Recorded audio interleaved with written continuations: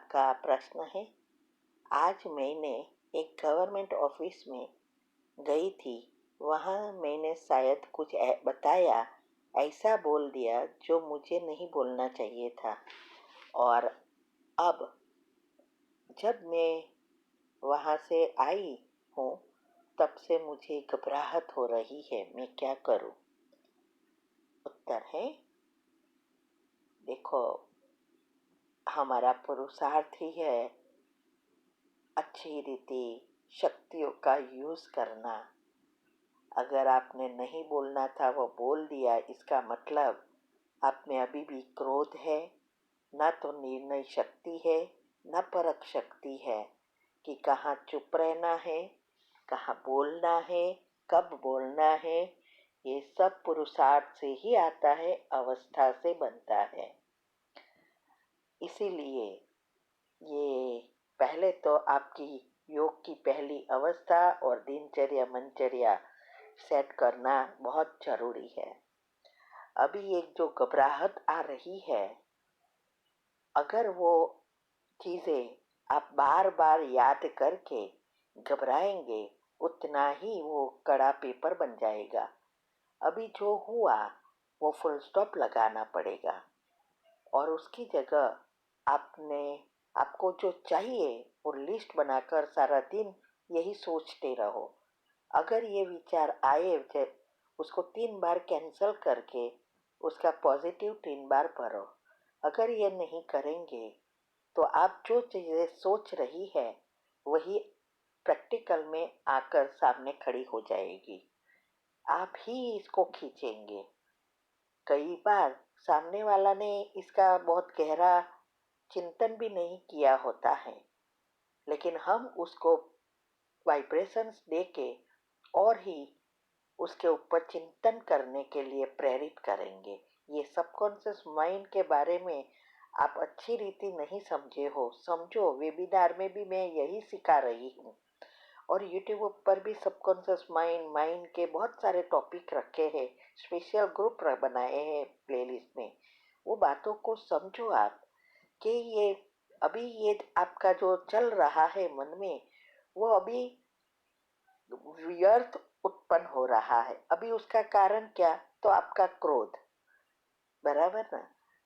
क्योंकि क्रोध से ही व्यर्थ शुरू हो जाता है और यही कड़े कर्म में परिवर्तन कर देता है। तो ये बातों को अच्छी रीति समझो। आज अभी भी इस फ्राइडे भी यही कंटिन्यू है कि हमारे 5 प्रकार के थॉट्स है। उसमें से कड़े कर्म कौन से बनते हैं, कौन से डिलीट कैसे कर सकते हैं, यही बातें चल रही है। तो अगर आपको अभी घबराहट से छूटना है, जो बोला वो ना हो, उसके लिए आप जो मैंने बताया वो करेंगे तो बच जाएंगे। और जब आप पॉजिटिव सोचेंगे तब ही बाबा की शक्तियाँ मिलेगी, उसके साथ के हिसाब किताब चुकतू करने की। और 5 मिनट की कमेंट्री के बाद सुबह में आप उस आत्मा के साथ जो भी आपको जिस चीज़ के लिए आप बोले हैं, जैसे वो चीज़ हो गई, मिल गई, वो चीज़ के लिए एक सेंटेंस बनाकर करो। और फिर पावरफुल अमृत वेले के बाद इस आत्मा को विजुअलाइज करो और उससे क्षमा की कमेंट्री करो। वो जरूर क्षमा पहुंचेगी। और ये सब तब होगा जब आपकी घबराहट छूटेगी, बंद होगी तब। इसीलिए विधि से ही सिद्धि मिलेगी। ठीक है? ओम शांति। ओम शांति। आपका प्रश्न है, मेरे पापा को जब भी धन दान करने कहती हूँ तो उस बात पर संतुष्ट नहीं होते, तो मैं थोड़ा थोड़ा करके चुप करके कुछ धन सेवा बाबा के घर में देती हूँ। तो क्या मेरा पाप कर्म तो नहीं बनता? धन डालने का आपने जो कहा है उस अनुसार करती हूँ। उत्तर है, देखो, कोई भी हो ज्ञान में नहीं है तो वो सेवा करने के लिए तैयार ही नहीं होंगे। और बच्चों का माँ बाप के चीज़ों पर हक होता है, जैसे पति पत्नी का एक दूसरे पर हक होता है, ऐसे ही माँ बाप का बच्चों के साथ है, बच्चों का माँ बाप के साथ है। तो हम जो भी बहनें होती है, माताएं क्या करती है, वो ऐसा ही करती है ना कहाँ अनाज में से निकाल कर, घर खर्च में से निकाल कर, कुछ ना कुछ युक्तियां रच कर पैसा इकट्ठे करके सेवा में देती है। तो उसमें क्या है, उसमें हमारा निस्वार्थ भाव है, हमारे खुद के लिए नहीं है, ये सेवा के लिए है। तो इसमें कोई पाप नहीं बनता, ऊपर से वो आत्मा का भी पुण्य बनता है, जो हम जिसका धन हम लगाते हैं और हमारा भी बनता है। तो इसको युक्ति कहा जाता है। जहाँ स्वार्थ है वो झूठ है। अगर आप ऐसा करके अपने पर्सनल चीज में झूठ बोल के यूज करो, जैसे वो कुछ करने के लिए आपको पैसा दे और आप अपने पर्सनल चीजों में यूज करो, जो आपको माँ बाप को अच्छा नहीं लगता, या जैसे चलो मोबाइल है, मोबाइल ज़रूरत से ज़्यादा चार्ज नहीं करके देते हैं, और आपको अपनी लोगों के साथ बात करने के लिए, टाइम पास करने, एंजॉय करने के लिए, या तो होटल में जाते हैं एंजॉय कराने के, बड़ी बड़ी बातें बताने के लिए, तो ये फिर पाप कर्म में जाता है, ये झूठ कहा जाता।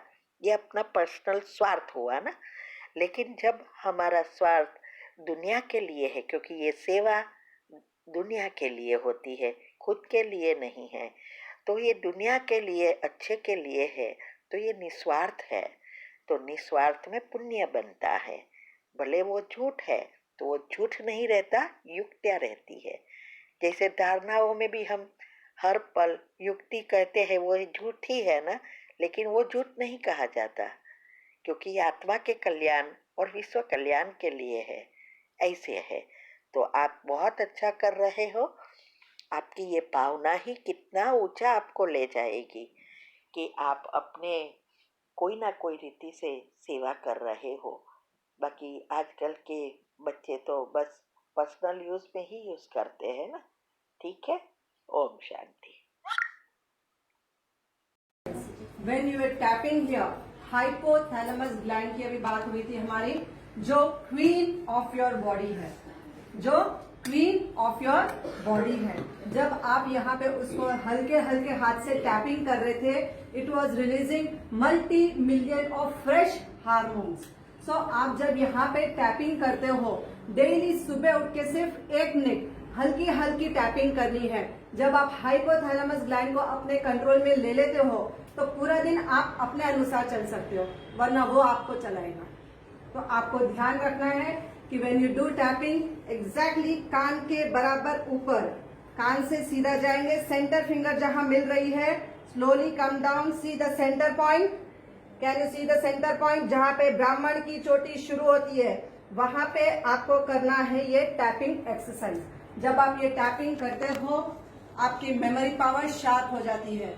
Any kind of mental related problems, brain related problems, focus of mind, distraction of mind, ये सब प्रॉब्लम्स आपकी सॉल्व हो जाती है जब आप हल्के हल्के यहाँ टैपिंग करते हो।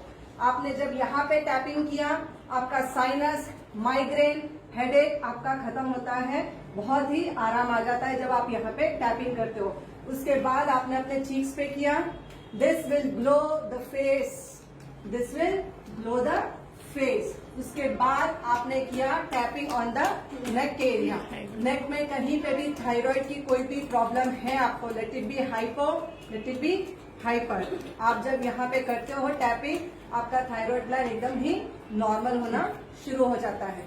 उसके बाद आपने शोल्डर पे एंड अपने थाइस पे टैपिंग किया, 1 2 1 2। सर्वाइकल से रिलेटेड जितने भी प्रॉब्लम्स थी आपकी, आप जब यहाँ टैपिंग करते हो, आपकी सर्वाइकल प्रॉब्लम खत्म हो जाती है। And when you are tapping here, जब आप थाइस पे मारते हो, तो आपके थाइस में जो सर्कुलेशन की कमी थी when there was some kind of small small clots होते हैं, ब्लड क्लॉट्स होते हैं जो हमको नहीं मालूम होते हैं। वेरिकोस वेन्स में जो भी पेशेंट को है, दे नो वेरी वेल कि यहाँ पे सांप की तरह चलते हैं, सारे वेन्स दिखते हैं उनको। तो when you are tapping here तो सर्कुलेशन स्टार्ट हो जाता है और बॉडी का pain, joint pain, knee pain, जब आप यहाँ पे टैपिंग करते हैं आपका knee pain, joint pain, sciatic pain खत्म हो जाता है। तो you have to do in a proper way tapping. 1 2 1